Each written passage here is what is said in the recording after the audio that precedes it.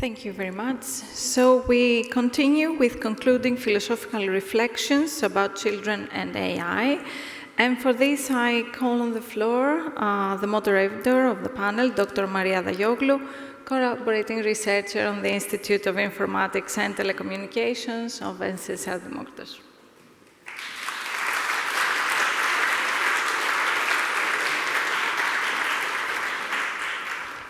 Hello. So, at the end of the day, we need to turn to philosophy.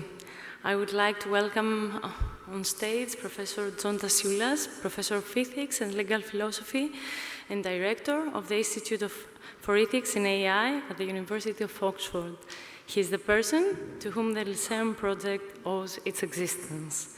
Last year, in the inaugural edition of the Lyceum Project, Professor Tassioulas, along with Stanford Professor Josiah Ober, outlined in their white paper AI Ethics with Aristotle, an Aristotelian framework for addressing the key opportunities and challenges related to the rapid development of AI technologies. I also welcome Professor Spiridon Ragos, Professor of Ancient Greek Literature and Philosophy at the University of Patras. Professor Ragos has published extensively on authors ranging from early poetry to late antique philosophy, including Plato and Aristotle. His recent book, Thαυμάζειν, Απορειν, Philosophine, has been awarded the Prize of Excellence by the Academy of Athens last year. Welcome, professors.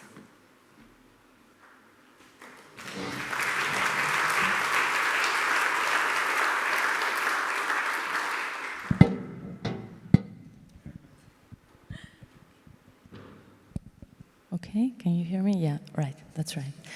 So we are heading at the end of the day, and we need to turn to philosophy. And we have been talking about protecting children, the challenges AI brings to their education, what it means to design AI with children in our minds. We have heard their voices, their hopes, their fears. We might say that all discussions today have been contributing towards answering the question of how our children can live well and do well. What is a good life for children?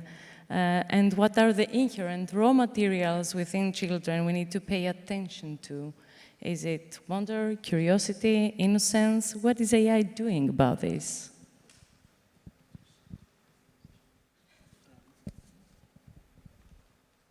Is this working? Great.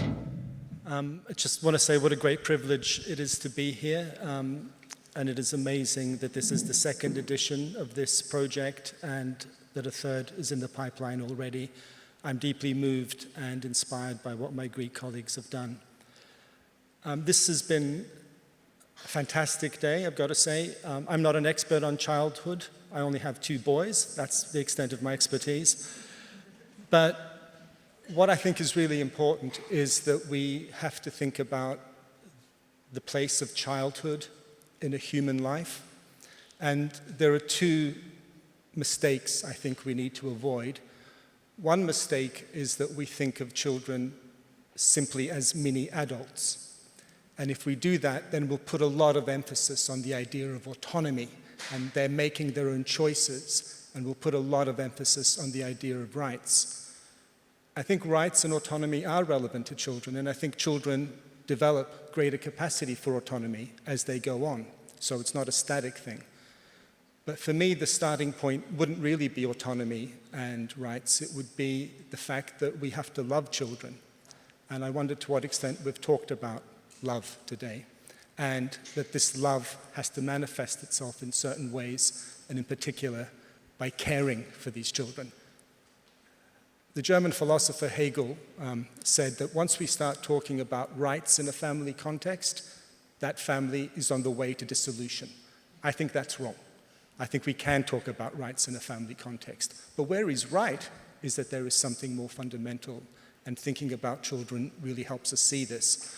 One of the dangers if we emphasize autonomy is if this autonomy is fictional, then in fact we're passing on the responsibility to children for decisions that are really being made by somebody else. And that is a very common feature. So I think that's one mistake we need to avoid, thinking of children as mini adults. The other mistake we need to avoid is thinking that the only value of children is that they will eventually become adults. And so we've just got to help them along the pathway to becoming these adults. Well, of course it's important that they will eventually become adults. Of course it's important that we must equip them with the cognitive and emotional and other wherewithal to be able to play a valuable role in a flourishing society. Of course that's true. But I think one of the things, and Maria's question alludes to this, is that there are distinctive goods of childhood. And in a way, these goods of childhood somehow are more powerful in childhood than they are amongst adults. Like friendship. When I was a boy, any other boy in the playground was automatically my friend. That doesn't happen when you're an adult. But think about other notions. Innocence. Innocence is a very profound feature of childhood. The fact that you're not burdened by issues around sex and so forth. And something that I think we want to preserve, though it's difficult to talk about. But that innocence doesn't fall under the heading, really, of autonomy. Or think about curiosity, or the sense of wonder. Professor Rangos has written about this concept. Philosophy has its source, says Aristotle, in wonder. But who are the most natural philosophers of all? Children. Children have a natural propensity to raise deep philosophical questions until eventually they realize the adults around them don't want to hear these questions. Don't want to engage with the questions about infinity of space or the nature of time, questions that are very pressing for someone who's aged 6 or 7. So we have to think about not just, superimposing adult concerns onto children, that there are these distinctive values in childhood that we want to preserve because they are particularly appropriate to that stage in human development. Hello. I entirely agree with what Professor Tassoulas just said, and the reason I'll begin with one of the last comments about curiosity and the sense of wonder that children have, and Aristotle begins his metaphysics by saying that all human beings by nature desire to know. And later on in the same book, he says that philosophy has a beginning in wonder. Philosophy begins in wonder. So wonder seems to be a kind of intensification of the common desire we all have for knowledge. Now, as it was said, in children, this sense of wonder, this sense of perplexity, the raising of questions is very more intense and extensive than among us adults. And the reason is that people are normally educated in order to forget some questions because they are really unanswerable questions. This is something that I think should be avoided, because the kind of questions that children raise may be fundamental questions that they have an existential importance for all of us, even though most of them may turn out to be, or they turn out to be unanswerable. Questions like, they may seem innocent and kind of straightforward, like, where is yesterday? Where did it go yesterday? Or why do some people die young? Or what is death? Questions that we adults do not have the answers to, but it is important to retain that sense of wonder that those questions have within themselves. And I think that if we were to connect that with AI, it seems to me, educated as it is with data and information, is bound to give answers to questions that we know the answers of. Questions that are not that fundamental questions. And so maybe an overexposition to AI devices may blunt or limit that natural desire and tendency for wonder that children actually have. The other thing I would like to say is that this idea that, I mean, curiosity leads to knowledge and leads to inquisitiveness or inquiry not to stop wondering because some questions have no answers it seems to me wrong. For one thing, because we never know in advance what question will and what question will not have an answer. And second, because even, as I said, even if some questions do not have answers, still it's worth raising them because it is in our nature to desire to know. So when the question about the kind of good life that children have and the kind of autonomy, I would entirely agree that the problem is not about autonomy. Childhood seems to be the transition from dependence to autonomy. So autonomy is something to be reached, and I'm not entirely sure whether it is ever reached, I mean, even among adults. So it's not a matter of autonomy, but it is a matter about the good life that some of the earlier speakers, Sergio, mentioned earlier on as well.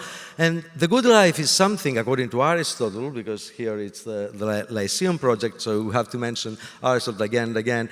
The good life is something that is, according to Aristotle, not a state, but a set of activities that presuppose kind of moral and intellectual excellence. So the childhood may be reasonably taken to be the formative period in which those values are ingrained, so ethical and aesthetic values. And for this reason, childhood is very, very important. Now, to have a childhood educated merely through exposition to AI machines would be, I would think, one-sided.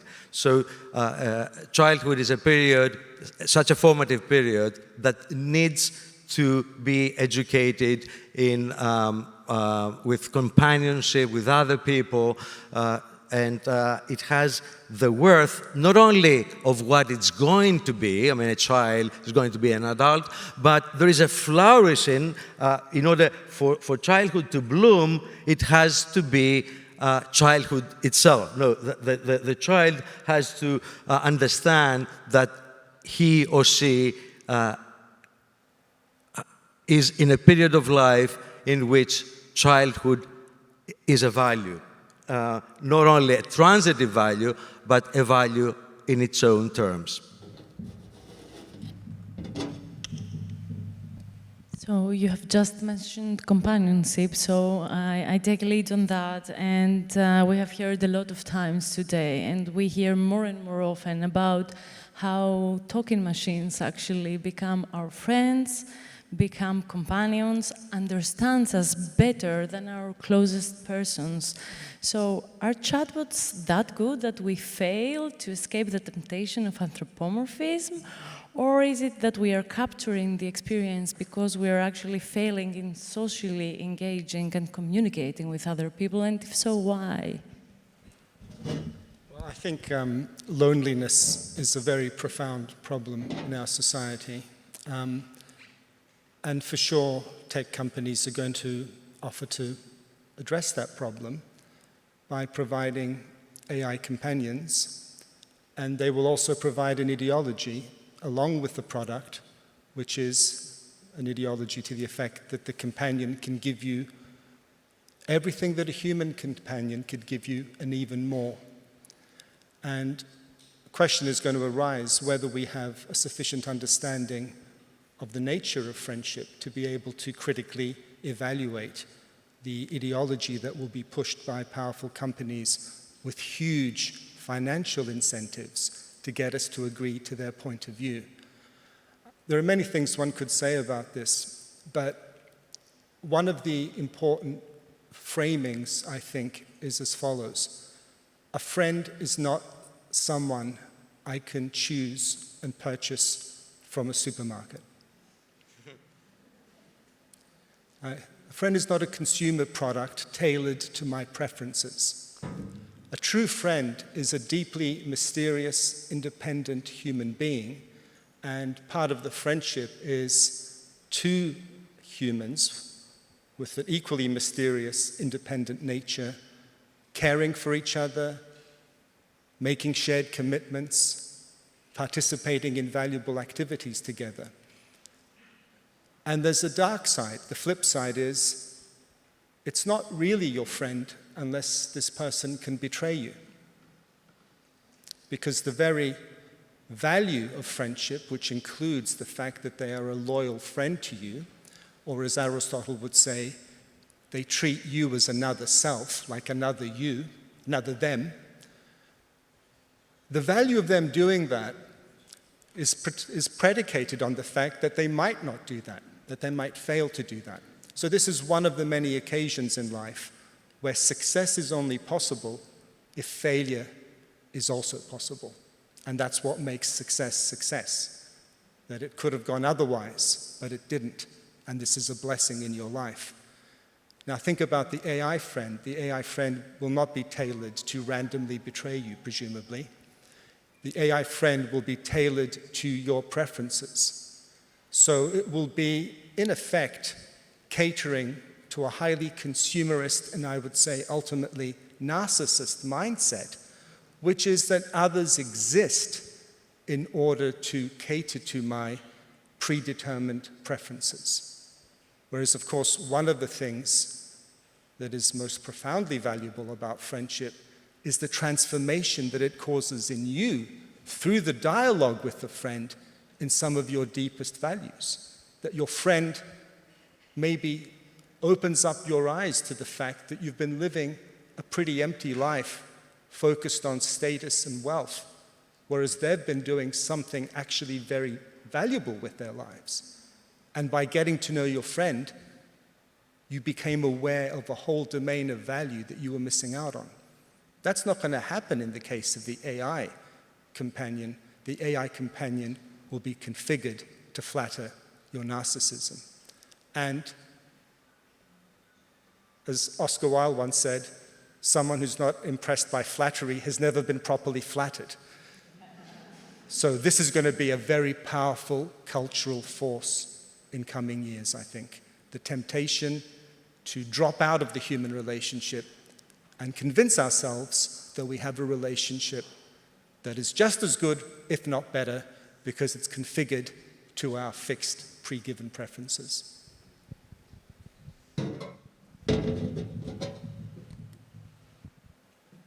I continue the same basic argument because we are in full agreement. I think Aristotle distinguishes three kinds of friendship. And in all three kinds of friendship, there is some kind of reciprocity, which is doubtful whether you can have with an AI machine. But one kind is for the sake of pleasure, just pleasure, and it's not the best kind. And another kind is for the sake of kind of profit. It's not a good kind, according to Aristotle. There's another kind, which is, one might say, perfect or full friendship in which you love the other person for the other person's worth, for what he or she is. And this is perfect friendship because it's mutual, reciprocal, and you care for the other person for what they are. So obviously, I mean, so far as our tech development goes, this is impossible in the case with an AI device. Reciprocity, the care, the respect for what the other person is. But also, I think, we may easily imagine if we go to on the level of young children, apart from the family and the school, friends is a third factor which leads them to social life and initiates them to society at large. In the past, there was also the church, but now the church is less relevant. Now, What is it to have a friend that is an actual friend whom you have chosen at school or in an outside environment? What does it mean to have a friendship with him or her? It means that you physically engage as a child with the other person, not just through sight or vision or what he says, but also through contact, through what has been said earlier on, and I will pick that up, through presence. The human presence is something that cannot be substituted by a machine. Not only because the sense of smell, touch, and taste are not there, but also because even for those things that are there, namely you hear the sound or you see perhaps a face, even that is not physically adequate, it's not three-dimensional, and obviously there's no person behind that facade. So I don't think that although AI machine may be useful to provide information, may be useful to give us data, I don't think that it can be that it is useful in order to substitute for the loss, or not for loss, for the absence of friends. So I think that friendship and companionship should be something that ideally should be done physically in the open air or with other people. And so it would be actually reciprocal and for the advantage of both parties.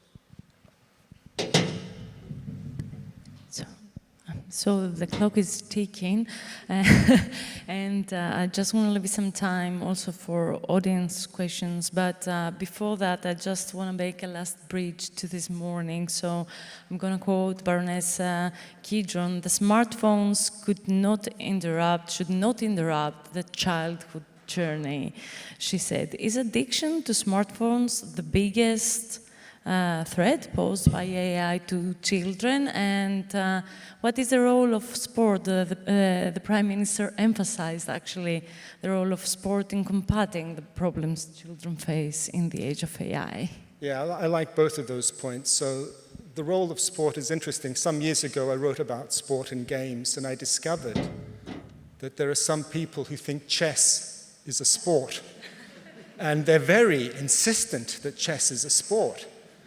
And see, I have this view that football is a game and a sport, but chess is a game, but it's not a sport. But they were, no, there's a lot of money, they said, in chess. This makes it a sport. But my view is that it's not a sport, because a sport has to be the thing that you can't do while drinking a glass of beer.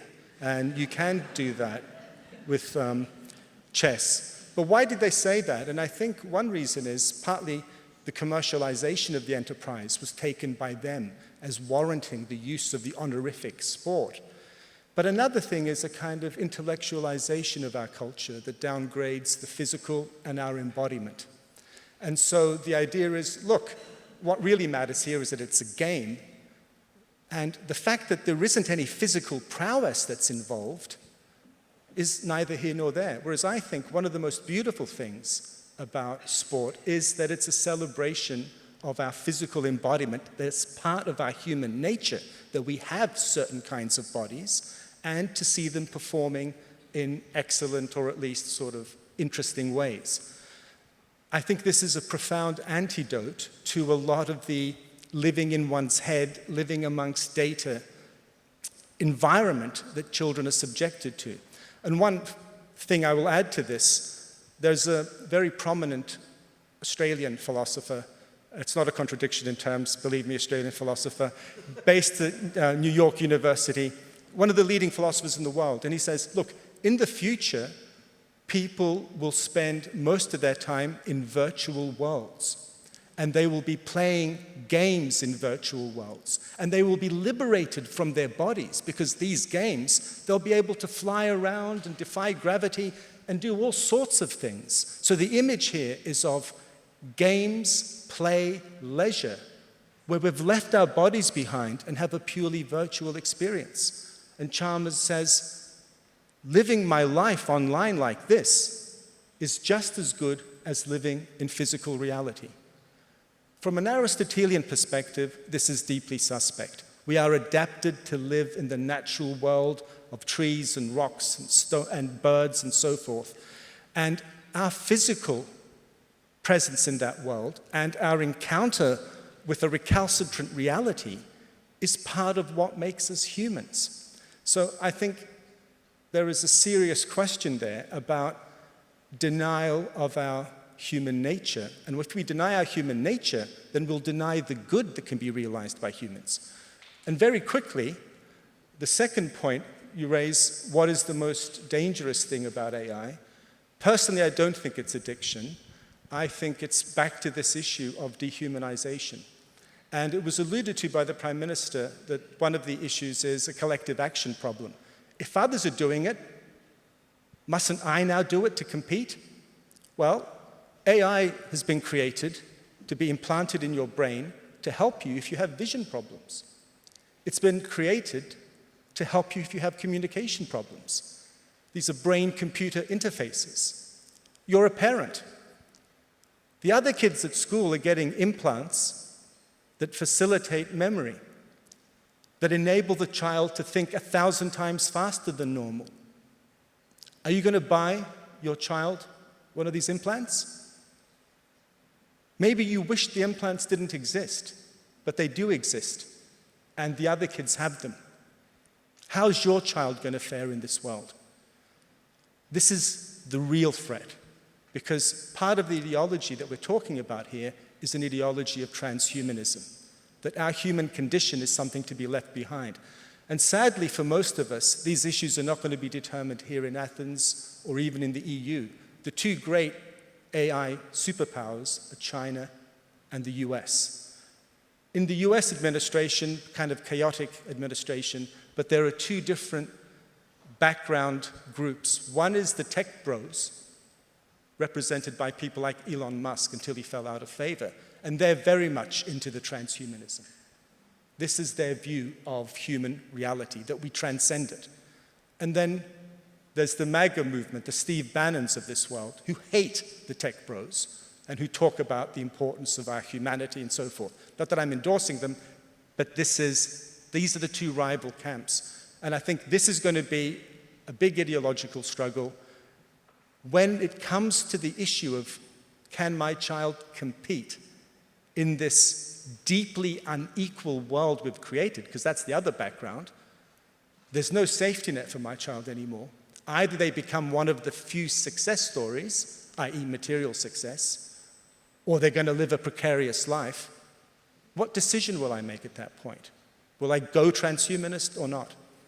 I think this is the deepest question, the deepest threat that AI poses to our children.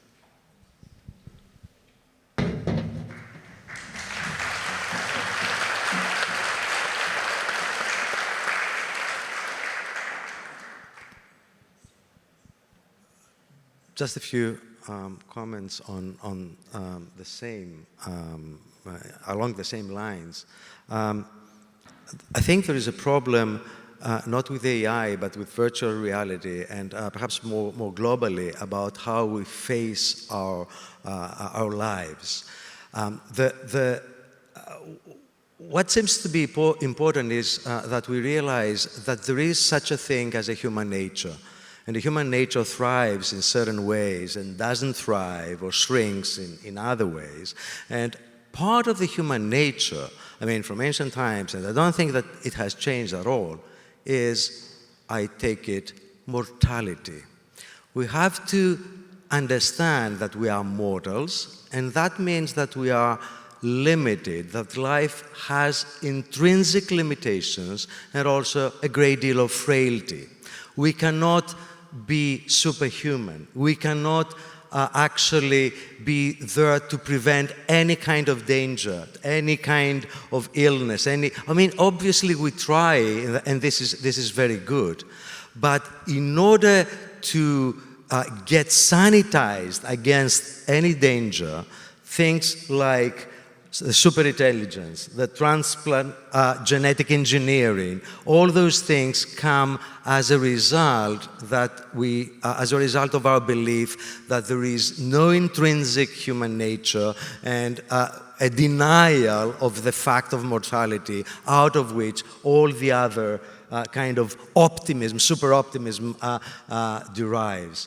I think that this is something that AI, not just AI, but the tech industry promotes, and they do so for their own benefit. But I doubt whether this is something that we should adopt or espouse without a critical eye, especially for the younger generation. So I'm entirely in agreement with Professor Tassioulas that there is a great deal of problem, not just with attachment and spending more and more time with AI machines, but also with that thing. Okay, Evgenia Bozo this morning said that she thinks that AI might win us some time, might gain some time for us. We don't have time, but I would like to gain some time for us. And if somebody from the audience has any questions, please. Yes. Okay.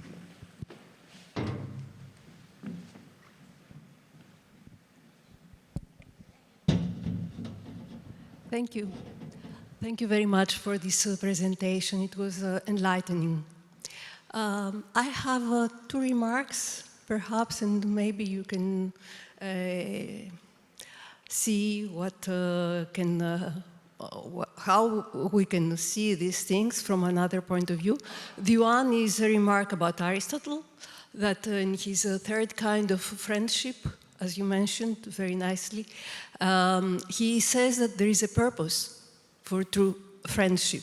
And the purpose is to promote good to our friend. So this is something that is absolutely in contradiction with a machine or with an impersonal entity. The second is about the qualities of childhood that Professor Tassioulas has so eloquently expressed. I would like to mention spontaneity. And spontaneity is perhaps what defines best childhood. And it is exactly what comes in contradiction, once more, with AI and its use. Spontaneity, it's also an ideal in many philosophies, especially in East, as you know. And it means that there is no mediation between experience and consciousness. So it is the hic and nunc, pure and in itself. This is something that children are the only persons in our normal everyday life that we can meet, and they possess this virtue because it is a virtue, definitely. So the thing is that here we have an existential problem. If children are robbed, are taken away from their spontaneity, then the existence itself becomes something problematic. If you have any comment, and thank you very much for the attention. It's my turn now to say I agree with everything someone said. So I agree with you. I think one of the good things about AI, it's forcing us to think about values we've neglected to think about. Spontaneity is definitely one of them. And you're right, Aristotle says, in friendship, we care about the other's good. And you're suggesting a machine doesn't have a good. I would be inclined to agree with you. But on the other hand, I will tell you that there is a big movement now within the tech companies talking about the welfare of AI systems. And of course there is, because they're going to convince us that AI systems are friends, assistants, and they need to say they have welfare in order to make that move. But I share your skepticism. Perhaps one more brief question, though. Sure. Thank you very much for your presentation. It was very stimulating. Your discussion brought in my mind the allegory of the cave, Plato's allegory of the cave, with which we are all familiar. And as we know, prisoners there were confined only to shadows, and they were unable to see the real form. So I would like to ask you if you think that we could we draw parallels between the shadows and the interaction that children can have with machines? And if yes, what does this imply? Okay, yes, I think it's quite obvious that, virtual reality, as the name implies, is a simulation of reality,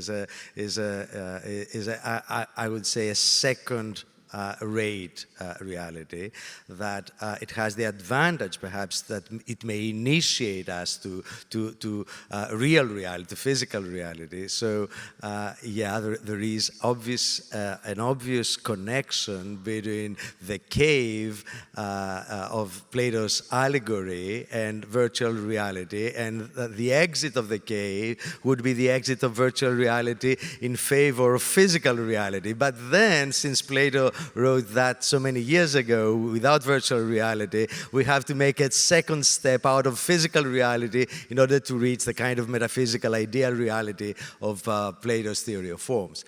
But obviously, it's difficult to believe in Platonic forms nowadays, but it's not that impossible to think that there are objective values, and that values are not just man-made things. And perhaps this is something that we have to reconsider.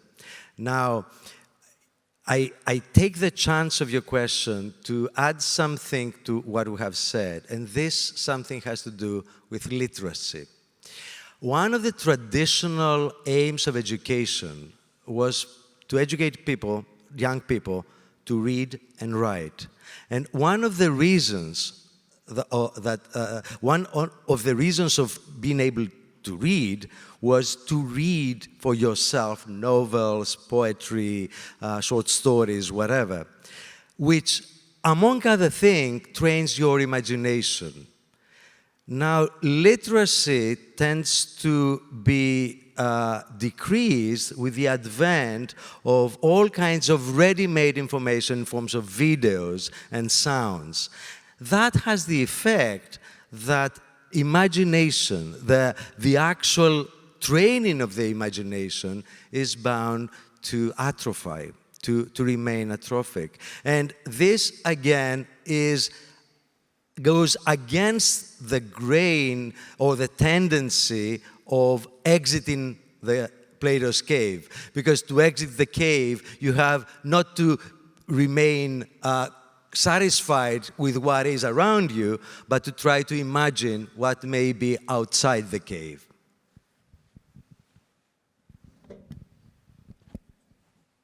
I believe we could go on and on with questions, but at this point I would like, it's philosophy after all, at the end of the day. So thank you both very much for being here, and it has been great. Thank you.